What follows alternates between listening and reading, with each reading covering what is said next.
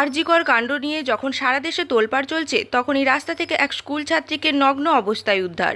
আর এই ঘটনাকে কেন্দ্র করে এলাকায় ব্যাপক চাঞ্চল্যের সৃষ্টি হয়। শুক্রবার রাতে ঘটনাটি ঘটেছে হরিপাল থানার বিডিও অফিস সংলগ্ন গোপীনগর এলাকায়। জানা গেছে, এই স্কুল ছাত্রীর বাড়ি নসিবপুর এলাকায়। এদিন সে সিঙ্গুরে টিউশনি পড়তে গিয়েছিল। তারপর এই স্কুল ছাত্রী আর বাড়ি ফেরেনি। প্রত্যক্ষদর্শীদের দাবি, এই নাবালিকা ছাত্রী একটি অন্ধকার গলিতে নগ্ন অবস্থায় পড়েছিল। স্থানীয় মহিলারা খবর পেয়ে ছাত্রীকে পোশাক পরান। এরপরে পুলিশ তাকে উদ্ধার করে হরিপাল গ্রামীণ হাসপাতালে ভর্তি করে। এ বিষয়ে হুগলি গ্রামীণ পুলিশ সুপার কামনাশিস সেন জানান, ঘটনা তদন্ত শুরু হয়েছে, অভিযুক্তরা দ্রুত গ্রেপ্তার হবে।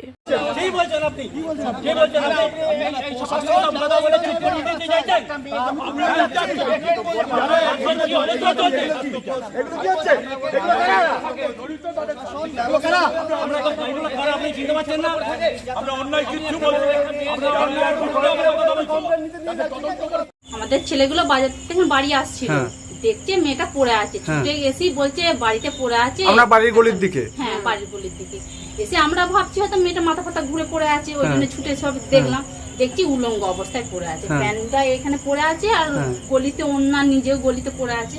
কারণ আমাদের একটা কেমন খারাপ লাগলো, সবাইকে ডাকলাম, আবার প্যান্টটা নিয়ে গিয়ে বললাম নিজেরাই পরে না, নিজে নিজে প্যান্টটা দিয়ে কোথায় বাড়ি বলেছে? বলছে নসিবপুর, ওর নাম ও মানে খেয়াল অত হচ্ছে না, তো বলতে পারছি না। বলছে আমি জানি না যে কিভাবে পাগল ধরনের নয় তো? না পাগল নয়, পাগলের স্কুল করে পড়ে তারপরে বাড়ি যাচ্ছিল। বলছে আমার কিন্তু কি করে আসলে নিজে মানে মাথাটা ঠিক করতে পারছেন, বলছে আমার কিছু বুঝতে পারছি না। বাসন্তী হাসি এবার একজন এটা দিকে ফিরছিল, এখানে রাজমিস্ত্রি কাজ করে, সে এসে দেখেছে এখানে একটা মহিলা পড়ে আছে, মেয়ে। এবার ও ঘাবড়ে গেছে, অন্ধকার তো, ও ভেবেছে বোধহয় ডেড বডি। ও আবার ছুটে পাশে মুদিখানায় গেছে, ওখান থেকে রাজকুমার বলে একজন, সে আলো নিয়ে এসেছে, এসে দেখেছে ওখানে পড়ে আছে। এবার নাকের কাছে মনে নিঃশ্বাস পড়ছে। এবার একটু ডাকাডাকি করতে এবার ওই মহিলারা এসে লোয়ার পোর্শনের প্যান্টটা খোলা আর একটা ওড়না ওইরকম জায়গা পড়ে আছে, ওরা যেটা বললো। এবার এই মেয়েরা এসে ডাকাডাকি করতে একটু আচ্ছন্ন ভাব, কিন্তু জ্ঞানটা এসেছে। এবার ওই প্যান্টটাকে দিয়েছে, যা করে পরে নিয়েছে, ওরাও হেল্প করেছে, ধরে ধরে নিচে ওইখানে বসিয়ে দিয়েছে। তারপর আমি দেখলাম, এবার মেয়েটা যেটা ওদের বলেছে যে সিঙ্গুর এই নসিবপুর খালধারে বাড়ি, গিয়েছিল পড়তে সিঙ্গুরে। এবার টাটা সুমো গাড়ি থেকে কেউ নেমে ওর মুখে একটা রুমাল জাতীয় কিছু চাপা ধরে, দিয়ে গাড়িতে তুলে নেয়। তারপর ও আর বলতে পারছে না আমি এখানে কি করে এলাম বা কি না। এখান থেকে হেঁটে ওইখানে অব্দি গেছে, যে ওই তারপর থানায় নিয়ে গেছে, তাই তো? তারপরে অনেকক্ষণ বসছিল, ভিড় জমেছে, প্রথমে কিছু সিভিক এলো দুজন, তারপর থানার ইউনিফর্ম স্টাফ কি জানি না, তারা এসে থানার গাড়ি করে। পাশের বাড়িটা আপনার বাড়ি? হ্যাঁ, এটা আমার বাড়ি, আর এরপর এটা অন্য একটা ব্যানার্জি বাড়ি।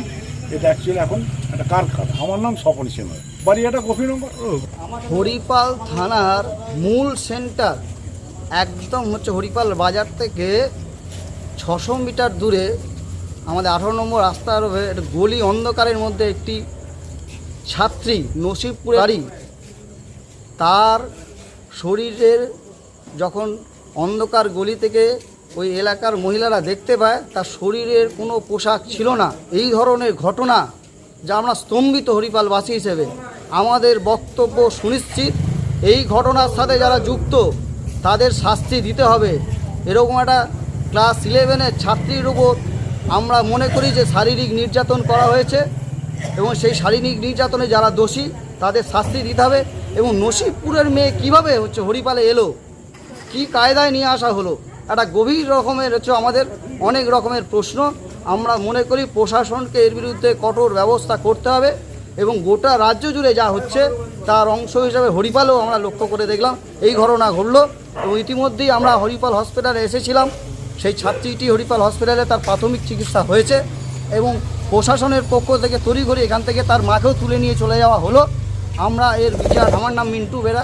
আমাদের কাছে কমপ্লেনটা আসে, আমি নিজেই ইনফ্যাক্ট আপনার এখানে সিঙ্গুরে যেখানে পিওটার কথা মেনশন আছে ওখানে থেকে তারপর এখানে আমরা আসলাম, মানে আমি নিজে আসলাম পিওতে দেখি এখানে, এবং যেরকম কমপ্লেন্ট দিয়েছে ভিক্টিমের মা, ওই হিসাবেই পুরো কমপ্লেন্ট আপনার একজন মহিলা অফিসার রেকর্ড করেছে, তারপর ভিক্টিমের স্টেটমেন্ট মহিলা অফিসার যেটা আছে উনি রেকর্ড করেছেন, এবং যা যা মানে প্রসিজিয়ার আছে ওরকমই এফআইআর অলরেডি হয়ে গেছে।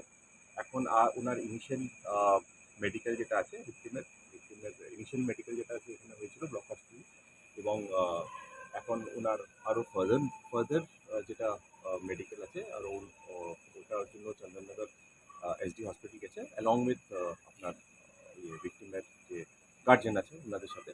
অ্যান্ড আমরা অলরেডি কেস হয়ে গেছে, ইনভেস্টিগেশন হচ্ছে, এবং মহিলা অফিসারকেই দেওয়া হয়েছে। এবং আমরা খবর পেয়েছিলাম যে অনেক সোশ্যাল মিডিয়াতে এবং মিডিয়াতে এটা বলা হচ্ছে যে এটা একটা আপনার রেপের কেস বলা হচ্ছে, কিন্তু আমি এটা ক্ল্যারিফাই করতে চাই কি এরকম নাই কোনো কমপ্লেন্টে এরকম কোনো রেপের ইয়ে আছে, আপনার এলিমেন্ট আছে এখানে, বা ওরকম রেপের কোনো কমপ্লেন্টে ওরকম কিছু নেই, বা যেটা আছে যেটা আমাদের ভিক্টিম যে স্টেটমেন্ট দিয়েছে আপনার যেখানে মেডিকেল স্টেটমেন্ট বা যার স্টেটমেন্ট এখানে রেপের কোনো ইয়ে আসছে না। যেটা সেকশন আসছে যেটা সেকশনেই কেস করা হয়েছে আপনার মলেস্টেশনের সেকশন, যেটা সেকশন কেস হয়েছে, এবং আমরা তদন্ত অলরেডি যেখানে যা যা করণীয় আমরা অলরেডি এটা চালু করে দিয়েছি। যা আপডেট আসবে আমরা ডেফিনেটলি আপনাদের আপডেট দেবো। ঘটনাটা কি ঘটেছে? মেয়েটি এখান থেকে সিঙ্গি থেকে এখানে এলো কি? দেখেন এখন কিসের জন্য যেটা আছে, কিসের জন্য এলো বা কি পারপাসে এলো, that forms A part of investigation. I think এটা এখন বলা এটা ঠিক হবে না, বিকজ এটা as it is a crime against women, তো এটা বলা ঠিক হবে না। কিন্তু আমরা আপনাদেরকে সঙ্গে মানে উইল ডেফিনেটলি প্রোভাইড, যেরকম আমি আগেও বলেছিলাম আগের কেসে, উইল ডেফিনেটলি প্রোভাইড উইথ। যে একটা 4 চাকার গাড়ি, হ্যাঁ কমপ্লেনটা ওরকম আছে যেটা 4 চাকার গাড়ি, কিন্তু ডিটেলসটা ভিক্টিম যেটা আছে ডিটেলসটা ওটা দেখতে পাচ্ছি না। বাট যেরকম উনি ভিক্টিমটা আমাদেরকে 4 চাকার যে গাড়ির ডেসক্রিপশন বা যা দিয়েছেন আর কি, ওই হিসাবে আমরা কমপ্লেনটা কেস করেছি। গাড়িতে কি 4 জনই ছিল? 4 জন ছিল কমপ্লেন্টে, উনি মেনশন করেছেন কতজন ছিল আর কি। তো ওটা আমরা ডিটেলে আই থিঙ্ক এখন না ডিসকাস করাই এটা বেটার হবে। কিন্তু যেটা আছে যেরকম উনি কমপ্লেন দিয়েছেন যেরকম ওরকমই ওই কমপ্লেন্টের বেসিসেই আপনার এফআইআর করা হয়েছে আর কেসটা।